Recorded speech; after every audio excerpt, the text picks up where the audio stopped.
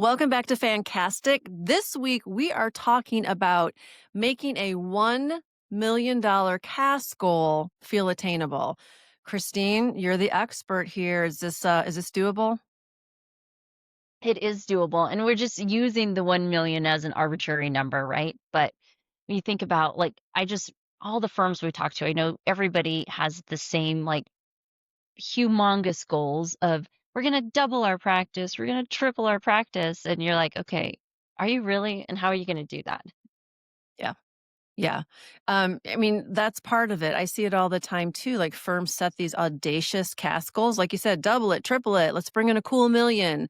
But today we want to talk about that. We want to talk about how a $1 million goal is attainable, that people can actually do this. You've been there. So let's jump right into it. Who better to navigate this than Christine Triantos? Well, and this is fun because this is actually happening real time. We were, just, consulting with a firm in this last few weeks on this exact topic. And so it's just, yeah, and it was just such a great exercise. And so I just was like, you know what? Let's bring this to the podcast because I feel like this should and hopefully resonate with firms and just with CAS leaders, right? Because we're all tasked with that. And it's like, okay, how are we as CAS leaders going to go out and find all of this new business? And so it's just adding some assistance to the thought process of how it could be broken down. Yeah. I mean, a $1 million goal is a big deal. So today we're going to break it down into segments for people so that it makes sense from front to back. So let's just start with the first, which is the pressure and the reframe. So we know that CAS is the fastest growing revenue stream in firms, right? But targets often feel overwhelming. So what's your approach to turning a $1 million goal into something practical and trackable And attainable, right? and attainable? Um, Yes, yes. right. Yeah. Yeah. So we'll talk about these five categories, five different lanes. And so for today's example, let's use the $1 million new client revenue target, right? And let's assume that this practice has four CAS managers, because we're going to get into just some math of it all. So we'll split the work across those five categories, give each manager, though, what we're going to do is give each manager simple, clear objectives and show them how this all adds up. So lane number one, and I know like a lot of these seem basic and you're like, yeah, we know, but it's really how are you attaching the goals to make it feel attainable, but also we talked about in the last podcast about realigning the CAS team member goals to something more than just meet your charge hour budgets and, do all of these things, right? So the lane one is cross selling, but cross selling within your tax teams by building deeper relationships, right? With like a specific tax team or a tax person. And so oftentimes the tax team, they just don't understand the CAS services, how they're different from the traditional write up and bookkeeping services. And so partnering with them to just say, here's what we're doing for this client, or can you bring us into a conversation on a client so that we can show you what these services are and how they're different. So the first example is to task each manager on your team to partner with the tax manager and ask them to bring you into 2 to 3 new clients, right? We're being very deliberate and specific here. So that deeper personal relationship, that's more than the typical, let's just partner together. So you make it a number of clients, or you can assign a dollar value to that, right? So let's just say you're going to assign each manager $100,000 goal, right? However, they want to break that down into how many of our clients that is. This is just 100,000 for the year. You have to find $100,000 that you can drum up from a tax relationship. So, when you break it down, if they brought in 3 clients at $2,750 a month, they would hit that, right? Or they could have 2 clients at like $4,100 a month and meet that goal. So, but again, changing these annual metrics and goals for the managers, then it's also helping them and putting that onus on them as well. Because without proactively and deliberately going and creating those relationships, it's just really hard for the tax team to always understand the service offerings that, CAS is doing and how it's different. Right. Which is a long time problem of firms being siloed. So I totally get lane one is seek out those relationships in tax, start there. So then it makes sense for lane two to be upsell current CAS clients. So what's the easiest way to upsell? The easiest way within CAS that we find, right, is just moving into that advisory space. And in that advisory space, the easiest way and the lowest hanging fruit is in the FP&A space, right? The financial planning and analysis. So now could you task each manager to set up 3 meetings over the course of 1 year to showcase maybe like what they're doing for clients like in a similar industry, to just say, hey, we do this for this client. Let me just show you and give you an example. Would this be something that you're interested in us providing to you? Because obviously it has to be useful, right? And this advisory, so you can build this into the upselling, can be in multiple pieces, right? It could be in reports, but it's also in the meetings, right? Because when you think about FP&A and the deliverables, you don't just want to hand that to the client, right? It needs to have a larger, deeper conversation, and that's where the value's at. So now, again, let's just take that, task each manager again, set up 3 meetings. You just have to find 3 clients that you can upsell. And let's just say we give them a goal of, I don't know, total of $18,000 total goal. That's your goal for the year, right? All they have to do is upsell 3 clients by $500 to start to meet that, right? And so I'm hoping and thinking this becomes just attainable. And this isn't, and also, and I know I said this, but it's making it so that the CAS leader's not taking all of that brunt and burden too, Right. and Yes. fostering that. Yeah, really important. I love the math. Well, I don't love math, but I love the math examples because we know that is the speak of our listeners. Like we're in a profession that is based on math and rules. So that's brilliant. I think that's very, very helpful. But it leads right into lane three, which is right pricing existing clients. And we talked about this in the last podcast as well. So how is I think the biggest question is how is right pricing different from upselling? Right? I mean, Yeah. this we did talk about it in the previous podcast with Mhm. the breakup email of "It's not you, it's me," because I Right, right, priced you right, right? Like, I priced you wrong. Because this is about right pricing, saying you're charging properly for what the scope that you're providing now, right? You're not right. adding more services to this, you're just adjusting, "Here's where we missed the boat," right? So, um, are you giving your clients, or is it baked into your engagement letter that you just have an annual increase, like 5 to 10%, that's covering for cost of living adjustments? I mean, because that's easy to do. And when you think about that and you're like, okay, whatever the fees are, if it's a 5% increase and we increase your monthly amount by $200, $100, that shouldn't seem unreasonable to clients. And we just need to start setting those expectations. And Um, it adds up so quickly too. When you write price, we talked about this last time, it adds up so quickly that it feels like a whole new revenue stream when you're finally at the right price for what you're offering. Exactly, exactly. And so in that breakup email, we talked about, in order, here's what we've been doing for you. Here's the value that we bring to the table, because this is my soapbox of we make it look too easy, right? We make it look too easy behind the scenes, and then we're not substantiating our fees. And so that conversation comes with the value. You can't just say, I'm just going to increase your fees and take it or leave it. Right. There's a lot Yeah. of value to that, and that means that you're up to speed, you're providing deliverables in a timely manner, you're doing all those things in order to have these conversations. So now again, let's just take this goal, right, and break it down into dollars and amounts, and give them number of clients or a revenue goal. So let's just say they each need now to find $20,000. just $20,000 for the year Yeah. of what is priced not properly. And again, we talked about this every time you bring in a new client, then you can have this conversation with one of your bottom. But you have the new client at the right price, and now you have the opportunity to get your low um, low margin client up to the right price as well. So Yeah. Yeah, you're just um, bringing them up. They were down here, you're bringing them up to the exactly proper value-based pricing. Yes. right. Makes So sense. $20,000. So Mhm. if they were to increase fees on 5 clients, that would only be an extra $335 per month per client. Like that doesn't seem unreasonable, right?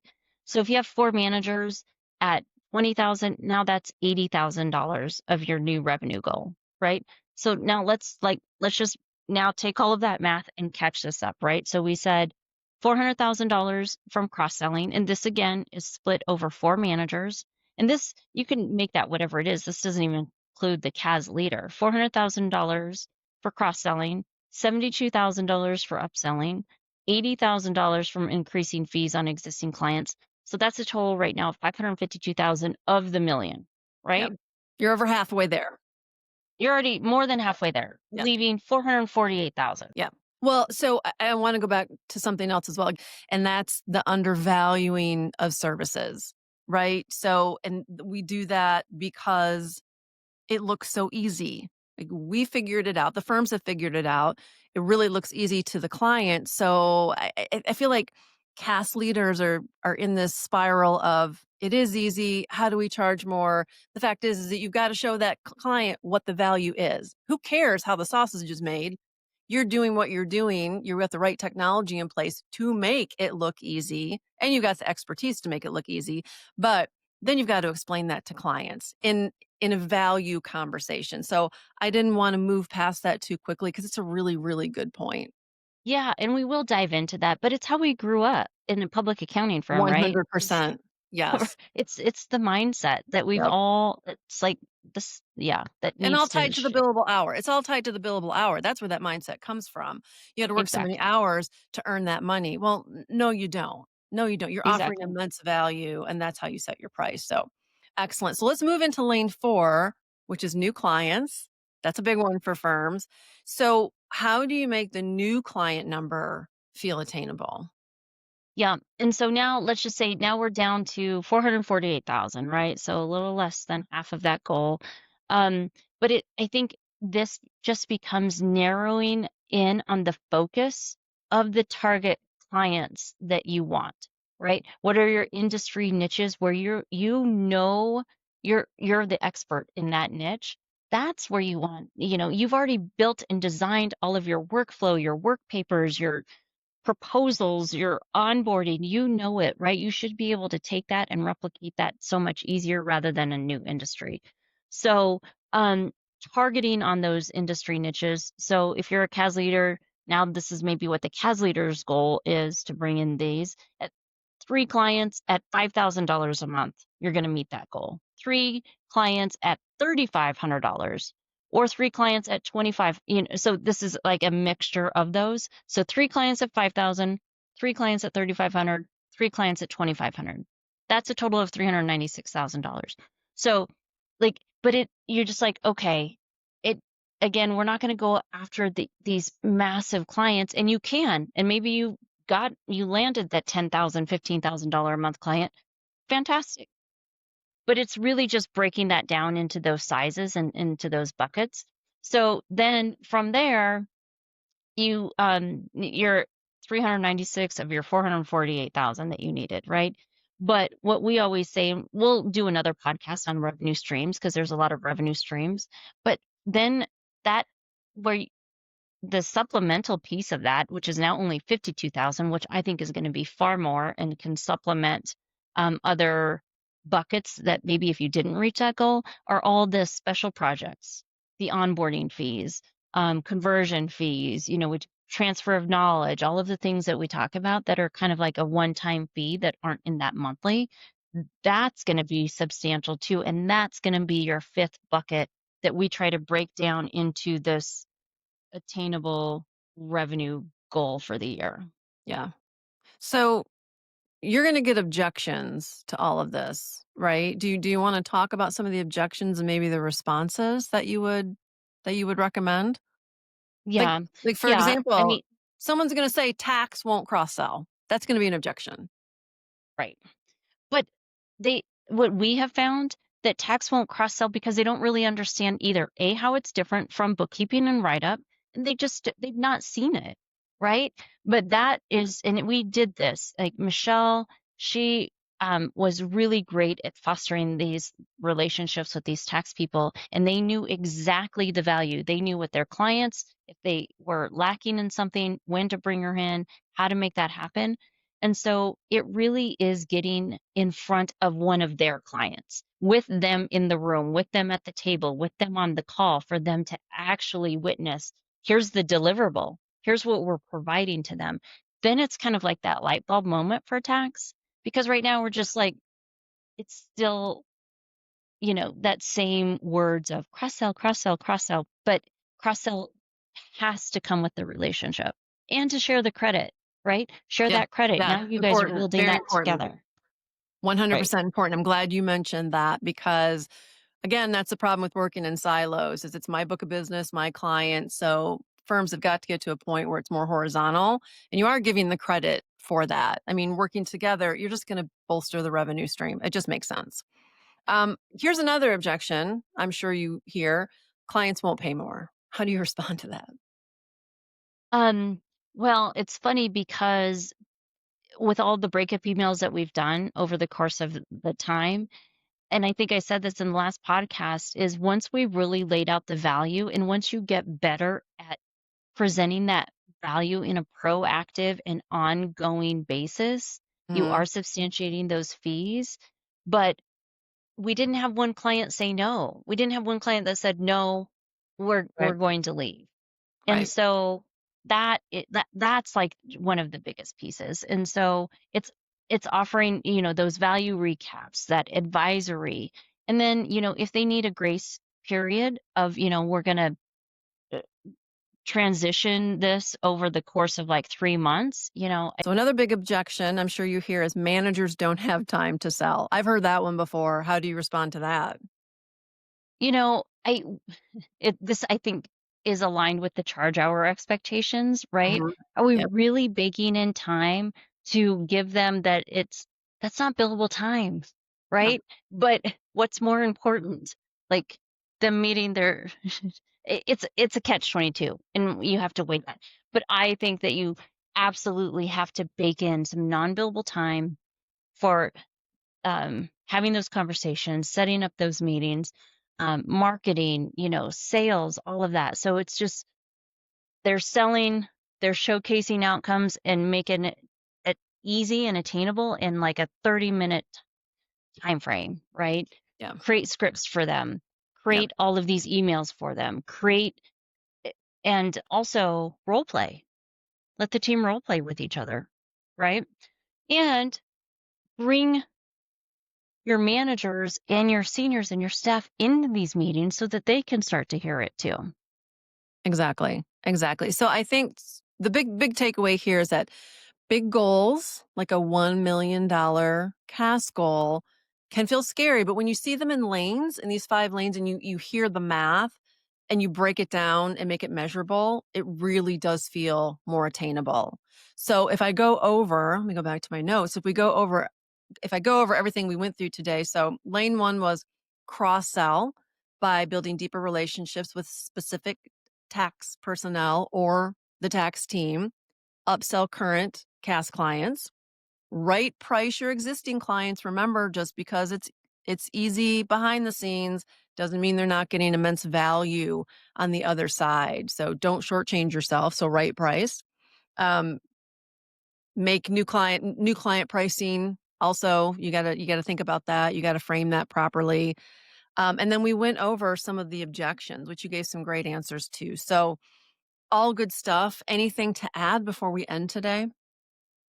To add, just to reiterate, is this is realigning goals and expectations, right? This is realigning those manager goals so that they're part of the success, they're part of the growth Yeah. trajectory. Mhm. I think is just really important. And they have fun doing it. And they have fun doing that together. And we, when we consult with firms, I'm surprised at how many managers are like, yes, I would love to be involved in all of that. I would love to be involved in the sales You processes. just never know until you have the conversation. That's the thing. There's a lot of presuppositions that are happening. People are presupposing a lot of things, but if you have those open communications and you reframe and you bring it to people in an honest conversation, you'd really be surprised at what people are willing to do or what they enjoy doing. Exactly. Yeah. Exactly. Well, thank you, listeners, for joining us this week. Come back for another cast packed episode. That is our promise to you. And this is Fancastic.